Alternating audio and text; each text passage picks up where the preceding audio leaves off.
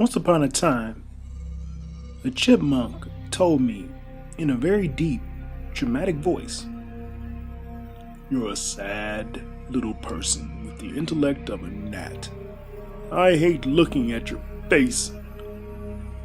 It proceeded to stare at me hatefully, its hairy cheeks pulsing, like little balloons being blown up. I peered at the thing, dumbfounded and hurt, as if my little sister had slapped me across the face with my own dirty underwear. "Fuck you, Alvin," I said. "Who cares what you think, you son of a bitch?" It guffawed. "You misshapen, misbegotten lout. You care. You care what I think." I threw a stick at it, and like all small, furry creatures of the forest, it was gone before the projectile hit the ground. I sat up, suddenly aware that I was in a cocoon of a sleeping bag in the middle of the greenest patch of forest I'd ever seen. Everywhere I turned my head was green. There was moss on the trees that was so green that it seemed to have an iridescent shine, sparkling as the sun shone on it through the canopy. There was a dull ache in my head, and I felt woozy. I blinked a few times, but even that hurt. "Marvelous," I said. "Truly marvelous." I looked about again, then scrambled to my feet. Someone was playing a very elaborate prank, and it just didn't seem funny. The joke had fizzled out, man. "Where the fuck? Dave? Dave, is that you? You play too much, dude." There was not a sound to be heard within the area of the forest. It was like the world was on mute. Besides the earlier intrusion of a rude chipmunk chattering away his feelings, all that was left was the crunch of leaves underfoot. I shuffled in a circle, taking it all in. How does one explain a silent forest to anyone? To anything about, anything living? How would I tell the tale? I looked down at the sleeping bag and saw that it was not a sleeping bag, but some type of cloth sack with the drawstring removed. I would never come into a camping situation so unprepared. This, of course, bespoke abduction. I couldn't fathom coming here of my own volition. The world might be unraveling today, like the frayed, rigged sack at my feet. Undone. There was a clearing ahead of me, about 50 or so yards, and the sun punched through the greenery in a glorious way. It was like HD wallpaper. I made for it, hoping I could see something more beyond. Ironically, there was already more than meets the eye in this moment, but Optimus Prime ain't here to show me how to roll out. "Don't worry about that away, gentle sir, 'cause nothing good comes from it. Only cold kisses and thigh meat." The words hit me as I whirled to notice a shadow of a man shamble out of the bushes and stand before the clearing. His voice was a demonstration in audible drunk speak and a subtle gargling of salt water. It sounded like each word caused him pain, and yet he smiled all the while. He looked just like a regular guy from a distance. A little closer I came, and he appeared to be wearing a long, tan overcoat. He had a beard that was ominously black and shimmered like coal when touched by the light. There was something on his head that was red and lumpy, how a hat shouldn't be. The closer I got to him, the slower I stepped, until finally I was about 20 or so feet away. I stopped there, gaping at him. He was a very emaciated, extremely dirty white man. Looked to be in his late 40s. The The thing on his head was a filthy, disemboweled Elmo doll. It fit perfectly around his greasy, dirty head, and Elmo's arms hung down to frame his face. Tufts of white stuffing clung to his head in places, making it look like he tried to wash his hair in the stuff. There were scabs under his eyes, and there was something oozing from a wound on his nose. His black hair hung wet against his face, as if he'd just been exercising. His eyes were remarkably large, and his glare was wide, like he was being perpetually surprised by something. His smile widened, and yellowish teeth appeared behind chapped lips. He pointed his crooked hand at me and began muttering, and I strained to hear. Hell, I strained to look at him, for he was a horrid sight. Some shit I couldn't dream up. You should go back that way, friend. He made a thumbing gesture to his right. Zozo don't like strangers lest they bring in gifts or thigh meat. That awful voice hung in the air like a stench. I asked if he was Zozo. He laughed in such a way that I had to avert my eyes. Then he picked at that awful scab on his nose, which started to bleed afterwards. I'm Joe Bubberstuff, he proclaimed. Sometimes I'm called Red Hat. Don't know why. Don't know why. He seemed genuinely confused about that, which I figured was obvious. This was the first time his gaze relented, and he stared into space like a ninny. It was really warm out, so for him to be sweating his hair out while wearing a huge trench coat made sense. I was comfortable in the shade of the forest, but once out in the sun I was sure to be sweating buckets. I told Bubberstuff that I just wanted to get out of here and go home. He shook his head and thumbed again, saying that was the way. But into the clearing, I thought I saw a definitive path. Where he pointed, it was just more dense greenery. I didn't trust him, not one iota. His shifty manner and nervous mumbling made him look like a meth addict falling from a high. I wasn't sure how to get out, but I wasn't going the way he pointed. I would go anyway but that. I made to move past him, and he was immediately hostile, assuming a dumb semblance of a boxing stance. He lunged at me and growled like a dog. I jumped back and raised my hands in that universal gesture that means back the hell up.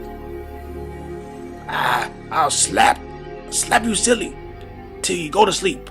Slap you to sleep, you bitch. He kept lunging at me, pawing at the air, swiping and shadowboxing like Elmer Fudd.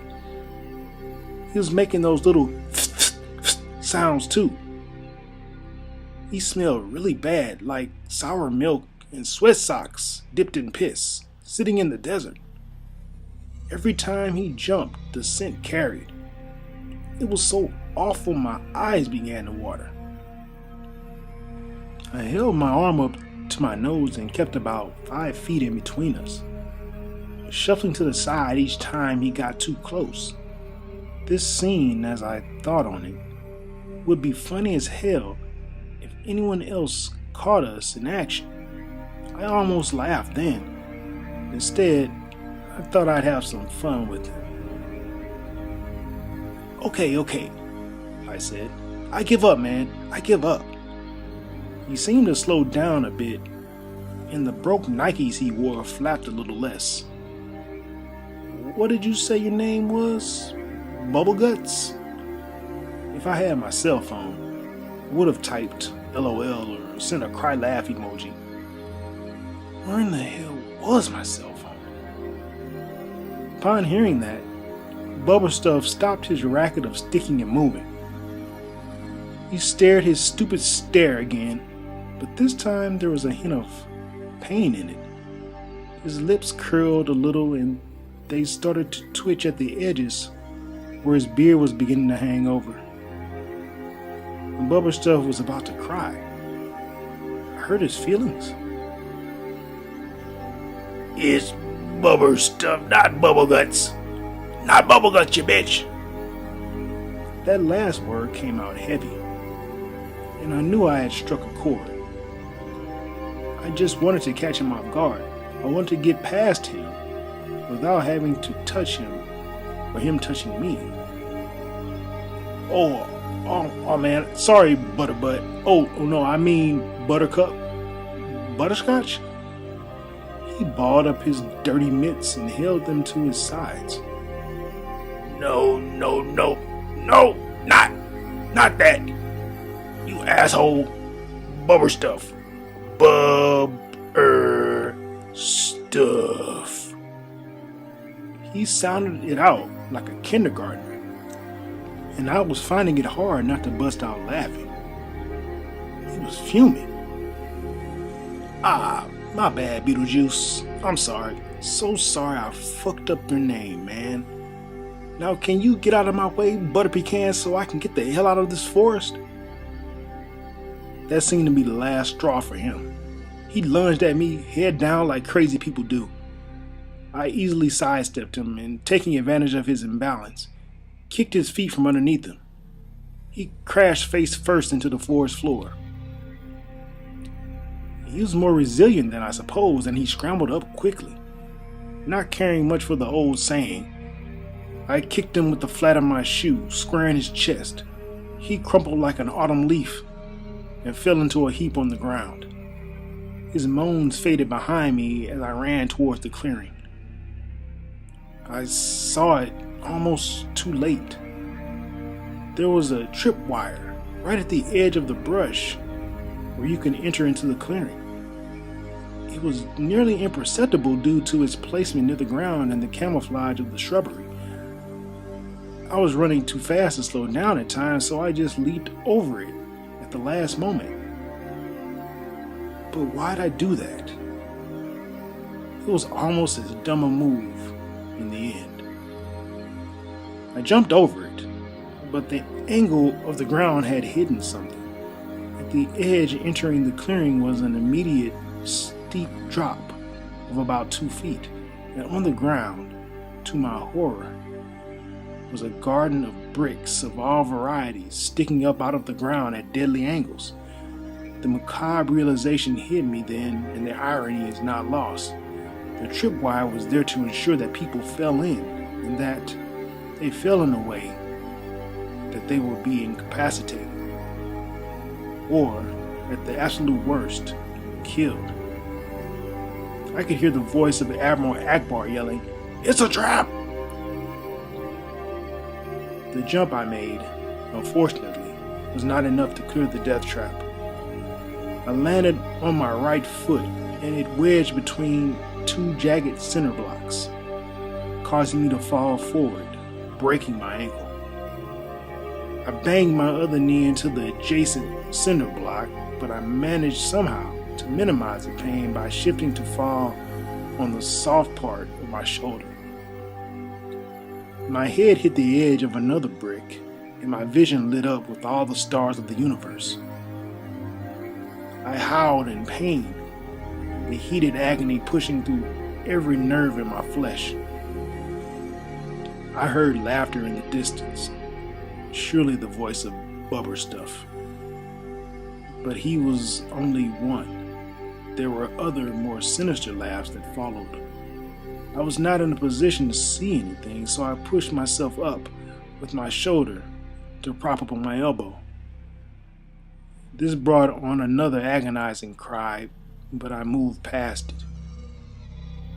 I was right at the edge of the brick garden, and I could see that it was much bigger than I thought, extending about 50 feet to my left or right. Then I saw something that made this nightmare more concrete, if you will. A sight that drove the wind from my lungs as sure as a blow to the stomach. There was a body draped crookedly over the top of a set of cinder blocks at the edge of the drop-off. Spatters of blackened blood could be seen on his shirt and on the bricks beside him. I couldn't be sure it was all his, because patterns of blood sprays painted all of the bricks. The blue and white Dave Matthews shirt was a dead giveaway, though. It was Dave. His eyes were open wide, and he was looking directly into the sky in that forever way. Seeing Dave snapped me out of my delusion. Something caught in my mind, and I began to remember the previous night. I recalled that he and I had gone out to a bar in St. Louis, possibly Big Papa's, Big Daddy's. It was hazy, but I did remember drinking a variety of shots. One of his buddies from work, Mark or Mick or Mike, had shown up and was just hammering us with drinks. He said he'd take us home, but he wanted us to enjoy ourselves. He didn't have anything to drink, not that I could recall. We started talking to some girls whom we creeped out due to our drunkenness. I think we were asked to leave. After that, I must have blacked out. We must have blacked out. The cackling rose again, and with it, other odd echoes that emanated from everywhere and nowhere at once. It was crazy and mocking. It sounded like murder. Out here in the full brightness of the sun, I could only narrow my eyes and crane my head to look at his legs. The rest of his body was obscured by the shadow of the forest. Bubberstuff stood at the edge. See, I told you. Some just don't listen. Don't listen anyhow, but Bubberstuff tries to help sometimes. Zozo only needs one at a time, just one. I managed to yell at him, to curse him. I told him he was crazy, that I didn't know what the hell he was talking about because he's a stupid meth head, that nobody knew what he was talking about. I yelled at him to come help me or to go and get help. He said nothing. He only stood there, listening to me shrieking at him. I cursed him more as the pain in my ankle and leg ate my sanity. You just thigh meat now, just thigh meat. He giggled to himself and stepped down from the edge carefully. He hobbled towards me. At my back, I heard a skittering sound, like many legs moving across the stones and bricks. I tried to look behind me, but my peripheral vision only caught the glare of light. I turned back to Bubberstuff and asked him what that was. The bum stopped a few feet in front of me, stinking like a burning pamper, and kneeled down. He reached out his hand toward the ground and wriggled his fingers. Something big and black with 100 horrible legs began crawling up his arm. Bubberstuff tee-heed like he was being tickled, and the goddamn thing scrambled up his back and rested its head at his shoulder. 6 big red eyes protruded from the middle of its triangular head, which terminated in 4 sharp pincers that snapped together, sounding like whip cracks. It hissed at me, revealing rows of tiny silver teeth in its maw. This is Blackie, the bum said. He wants your face for feast. He'll chew your feet, and your eyes are treats. He rubbed the thing's head, and it purred like a cat.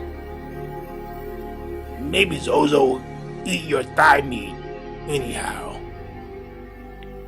Thigh meat, Blackie hissed.